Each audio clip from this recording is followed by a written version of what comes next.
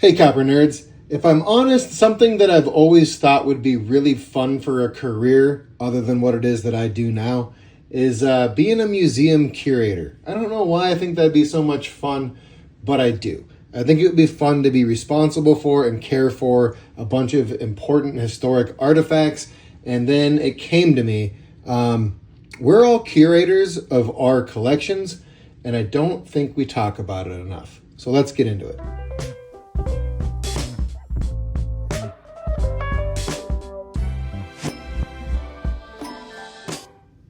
So I am responsible for everything that's in this box. It's no one else's job but mine to make sure that these coins, which are little artifacts, are taken care of and preserved. And I've chosen to store mine in the way that I do here. I store them in capsules and in trays, and that's what works for me. That's what I like to do. And that's a curation decision that I have made, just like a museum curator would decide how to store and display artifacts that they are responsible for. I have some pretty cool stuff in here. Really, this top row is one of my favorites. These are all heads of 93, and as you can see, I have quite the variety in terms of appearance, but some of these are very rare. This Sheldon 17A, it's one of the finest known. It's top 10 easily. It's probably top 6 or 7. And it is a rarity 5 minus coin. So there's, 50 of them out there, something like that. This Sheldon 18A is a rarity 6 coin. This one's condition census. And it's an important one. It's a very easy to recognize coin. You see it all the time on this channel. And if I open up Bill Noyes' condition census book and check out the Sheldon 18A, you will see my coin, not on the first page, but right there on the third page. It's a very cool, interesting coin that I'm responsible for curating.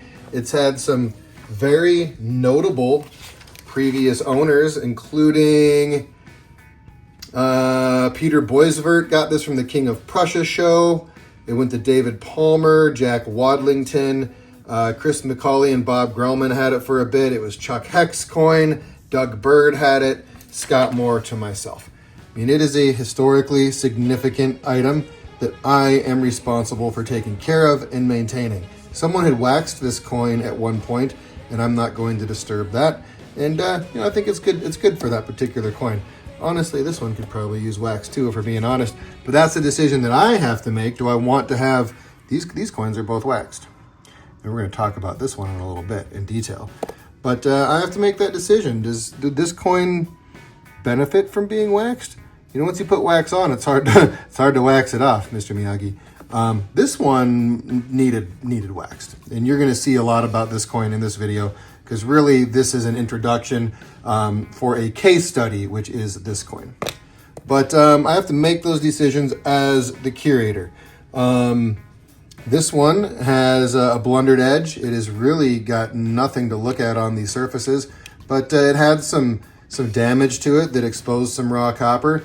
I made the decision to darken that, and I made the decision on how to do that because I'm the curator of that coin. I make those decisions just like you make the same decisions for your coins. So I think that this one's a good example. I picked up this very important Sheldon 19A. I'm not going to talk a lot about it now because you're going to hear a lot about it in the next couple of clips, which came from a couple of different videos that I had made. But I had to make some serious decisions about this coin, whether I wanted to try and get this green stuff removed or not. And I had opinions from knowledgeable people both ways, really kind of a 50-50 split. Ultimately, I contacted the one person whose conservation advice I heed above all others, and I followed his advice, and I'm glad that I did. But if he told me to do something that I wasn't comfortable with, I wouldn't have done it. Again, I'm responsible for the future of this coin. And if I would have gone the conservation route rather than the maintenance route, we would have something very different in front of us now, and that can't be undone. If I would have taken the green off of this coin forever and ever, well beyond my lifetime, well beyond my kids' lifetime, someone will have this coin in their collection and say, yeah, somebody conserved this, and it looks like trash because it's got a bunch of pits and stuff all over it, and they would have wondered, what might it have looked like if a previous curator had treated it differently. So I don't take decisions about my coins lightly, and neither should you. These decisions about how I store my coins, I choose capsules. Should you? I'm not saying that you should. In fact, let's see if I have a good example of one where, my Sheldon 49 is a good one. If this was being stored in a cotton liner inside of an envelope, you would not see a little bit of what's going on here on the reverse as a result of it being in a capsule. And this one has had the date punched into it, which damaged the reverse, of course, as well. When they punched the front, it raised the reverse.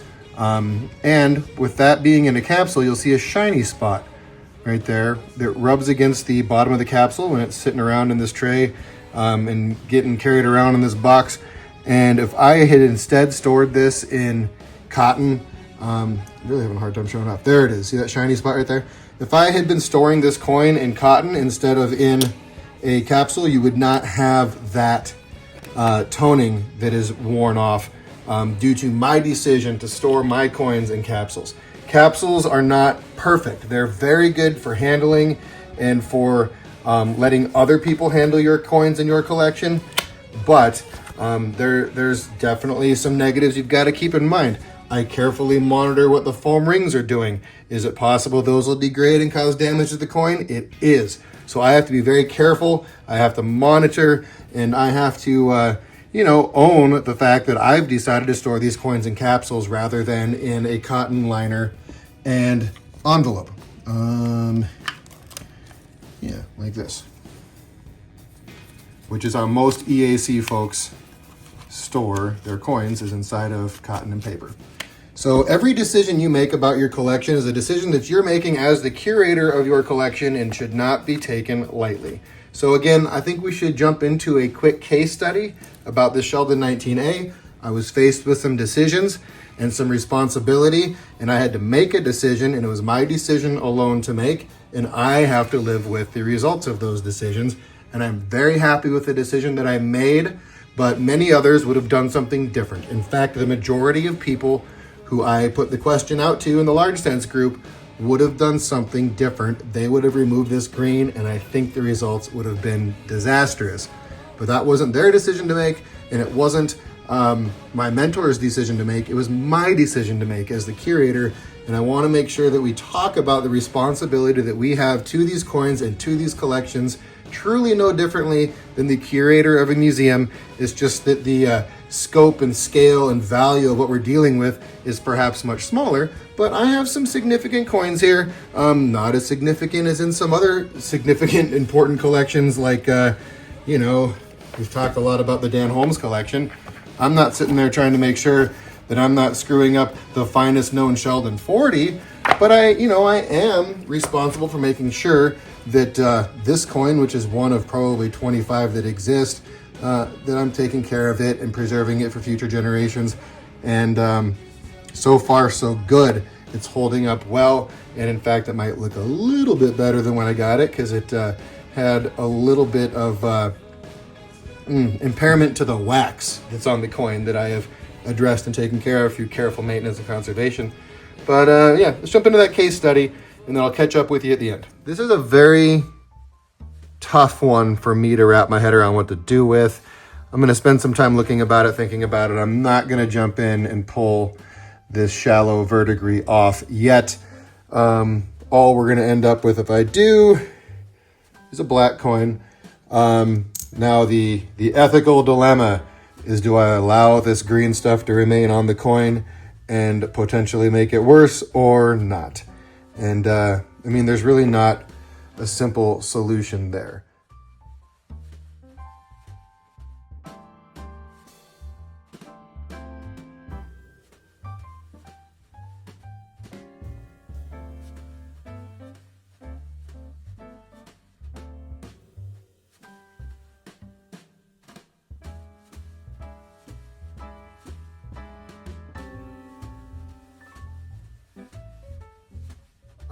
For the first time ever, I reached out to someone whose time I will never waste with just mere questions, because they do very serious conservation work. And the discussion we had was essentially that it's a cool looking coin with the green. It is, but it's rotten under there. And really there's not much for conservation that's going to leave us with a nice looking coin. Really all I can do is make it worse. However, we can clean up the surfaces a little bit just to make them a bit more uniform and a little more aesthetic to look at. I mean, when you see it like from this, that angle's not looking great. There's some angles where you can be like, oh yeah, there is actually, like look at that right there, right? So I wanted to look like that, but from every angle. So I picked up this very rare Sheldon 19A. It was the second to last head of 93 that I was missing. And as you can see, it's heavily corroded. And as you can see, it has a nice portrait on it, really, from every angle. And if you saw the last video about it, it did not have that nice looking portrait at every angle, but that's something we'll talk about later. Now, I know that if I would have just made a video about what I just did to this coin, that it would have drawn a lot of controversy, skepticism, and hate. So for those of you who have stuck around to the end of this one, I just applied Renaissance wax to this coin. I don't recommend it. I don't suggest that you do it. I have applied Renaissance wax to 2 coins now, one of which, let me grab it. Office boy, here you are. One of which is my Sheldon 56. Yep, 56 is Office Boy. My Sheldon 56 Office Boy. And this one is like a nice XF in terms of sharpness, but spent a bunch of time in the ground, has some green snotty stuff on it that I'm not going to try and remove on both sides. But I put Renaissance wax on this one some time ago, and it seems plenty happy. I checked the manufacturer's recommendations as far as using Ren wax on copper, and they claim that it is safe. It's petroleum based, but it's supposedly inert, has nothing to polish whatever it's applied to. It's got no abrasive of any kind in the wax. It's not a polishing wax, and it is it's a microcrystalline. It says polish right on it, but apparently there is nothing abrasive in there. The polish you're getting is from shining up the wax itself, as I understand it. Apply sparingly with a soft cloth and buff gently. Dries hard instantly. So this is not one I'm going to put out there with the intent of showing people that I had put Ren wax on this one. But again, after talking with my mentor a bit and after confirming that Ren wax is not something that is bad necessarily, conservationists do formulate their own proprietary waxes, and obviously this is not. But if you look at the video I posted when I got this thing, if I had been rotating it like this, you would only see a nice portrait under very certain angles. And now we have a very nice portrait throughout. I mean, quite nice portrait. And all we did was try and make the sheen of the surface a bit more uniform. If we were to take off all of the green, what would be left behind would be a very rough surface. More like that, you know, but the green fills in those pits if we just preserve it in place. So I have made the decision for me that this coin, I am not going to get all of the growing green verdigris and bronze disease out, because I don't want to have something left behind that looks like that. And I honestly don't hate the color at all. And I will show you a couple of pictures of this one.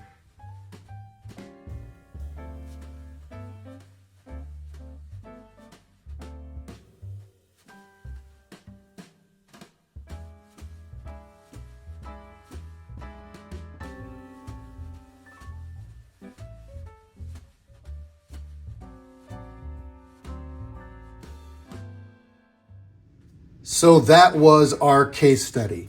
Make good decisions and don't take them lightly. Do some research. And, you know, I get so many people that like to jump in the comments and talk crap about how I handle and maintain my coins. And that's unfortunate. I mean, they are my responsibility, not yours. And if I'm not doing really dumb stuff to damage them, there can be differing opinions. You're going to get a lot of opinions about oiling and brushing. I oil and brush many of my coins, but not all of them. Let me just show off a few that I have not touched. This one has never been brushed or oiled and will not be. It's got a fragile surface on it, and I've talked with the previous owner. We both agreed this one should be very carefully curated and largely left alone. This tray, I don't have any standouts that don't get my normal maintenance. This Sheldon 63, which was March Wells, Trina Husak, Jim Neiswinter. I've done nothing to this coin. It needs nothing. It's in fantastic shape. I have done nothing with this Sheldon 62. It's a coin that's been waxed well before I got it, and I do not do anything to this one in terms of brushing or oiling. Same with my Sheldon 57. This one was in the Norweb collection. It's been lacquered, and I am very careful with it. I don't want to disturb that lacquer. I don't oil it, or, you know, if there's something on it, I'll brush it off, but I don't oil and brush this coin as a matter of course or conservation. And my Sheldon 69, I am very careful with this coin. This was in the Herman Halpern collection, and I inherited it from my uncle. It needed a little care when I got it, but all I did was one single solitary time with the cleanest brush in the world with a little bit of oil applied to the brush. I took off some debris that had been built up on the surface, mostly dust and stuff, but it wasn't coming off. It wouldn't blow off. And I was very careful with that brushing, but I know experts who I trust who say you should never brush a coin, particularly a coin with nice surfaces, particularly a red coin. And they're not wrong. You know, that's their opinion and their experience. And again, you have to make those decisions for yourself and for your collection. Conservation, should you leave green on or take it off? You've got to make that call. You've probably seen videos of my 1823 N2, which had corrosion growing on it, which I have removed much of through an acetone soak. We lost some toning in the process. I am recoloring this one now, and I think it's coming out rather nice. I think it looks much better than it did before, but I had to make that decision for this coin. It's the decision that I've made, and I'm happy with it. I feel like I put a lot of thought into the decisions I make for my coins. I have not done anything to a coin of significance that I am upset about. I have not damaged any of my coins to my knowledge, other than experimenting on stuff that I intended to experiment on. There's a video out there of this one where we pulled some bright green corrosion off of the back. There's red cuprous oxide underneath. This coin was not able to be fully restored, but we did have to recolor it a bit.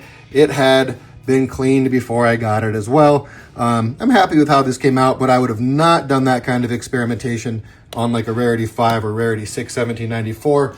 I would not do that type of thing to a coin of that significance, particularly without consulting someone I trusted to guide me through it. But if you want to take something like this one and practice removing corrosion and stuff like that, yeah, this is not a coin of any significance. You're not hurting the numismatic community at all by screwing up this coin. But if I messed up this coin or this coin or this coin, I would be messing up a seriously significant piece of history and failing as a curator. So those are my thoughts. Take your role seriously as a curator. It is important.